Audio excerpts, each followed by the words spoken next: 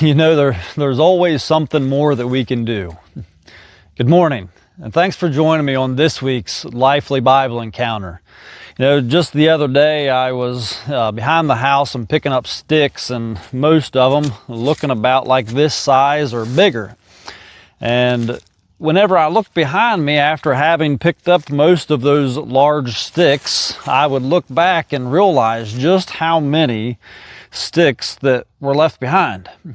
And for whatever reason, I still don't know, but it made me recall this story of a little girl that was on a beach one time and throwing starfish back into the ocean, and an older gentleman walked by and began to criticize and talking about the little difference that she was making.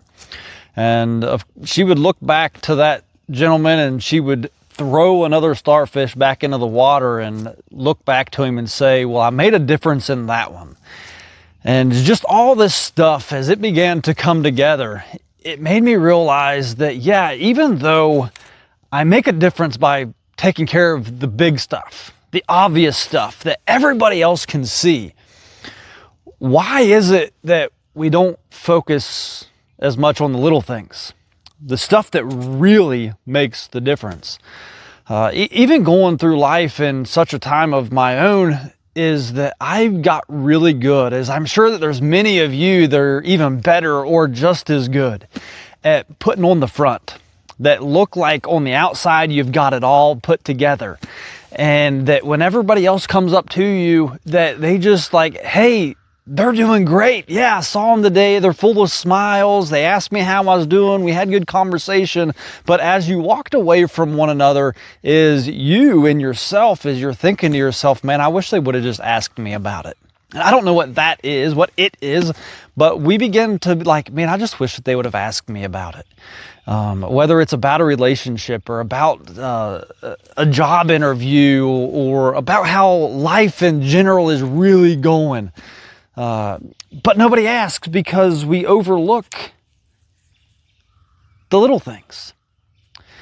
And so I went back and I began picking all that up. And as I started thinking on scripture, in that moment, that's where I was like, this is where this week life meets Bible. And I came into the book of Galatians, and I found this in the 6th chapter, the 9th and the 10th verse. And I read this. It says, let us not become weary in doing good.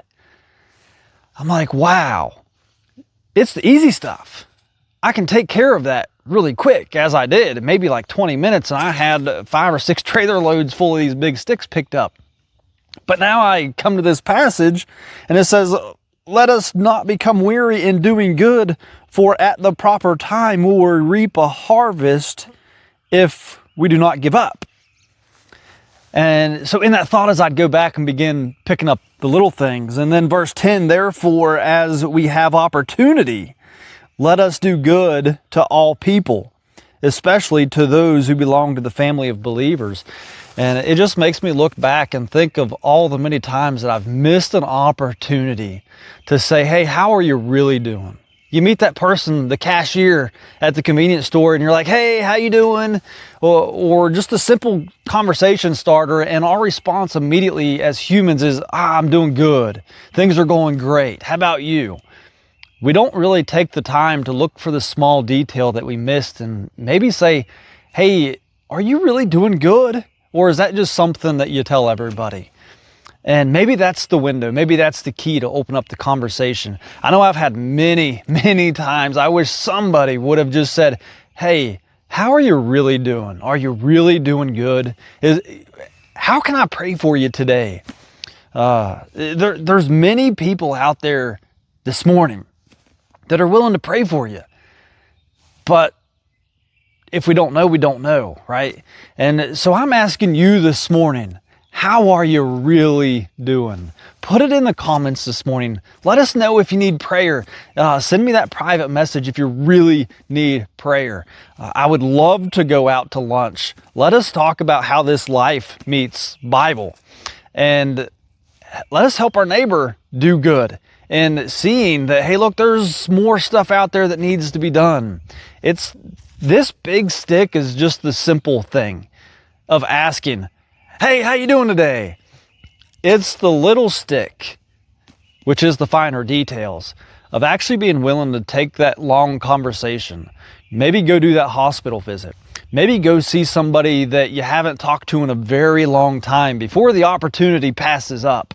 If I've never learned anything in life that I've really held on to besides this one thing, it's something that I will always, hopefully, Lord willing, carry on. And it's that a gentleman told me one time that a missed opportunity or a passed up opportunity is an opportunity that you'll never get back. And it just sunk in me. That was over 20 years ago now, and I'm still carrying it. And take that opportunity today. Maybe you take the opportunity to invite me into your prayer life and let me pray for you this morning.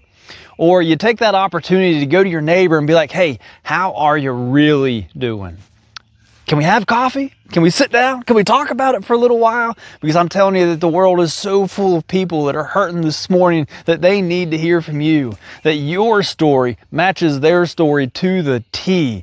And it's your testimony. It's what makes people who they are.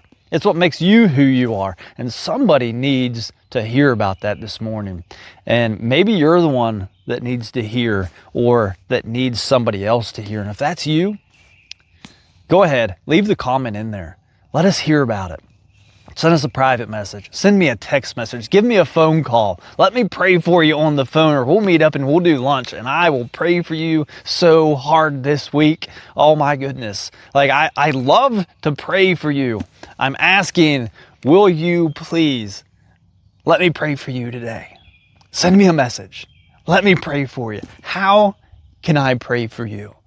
And that's the question in this week's Lively Bible Encounter, because I have realized that there is always something more that we can do. It's not about the big and the easy, but it's about the little details. And you, friend, are the little detail. Your life matters. You matter. Everything about you matters. And I just want to tell you this morning that I love you and that I really want to pray for you. I hope that you've got something out of this week's Lively Bible Encounter.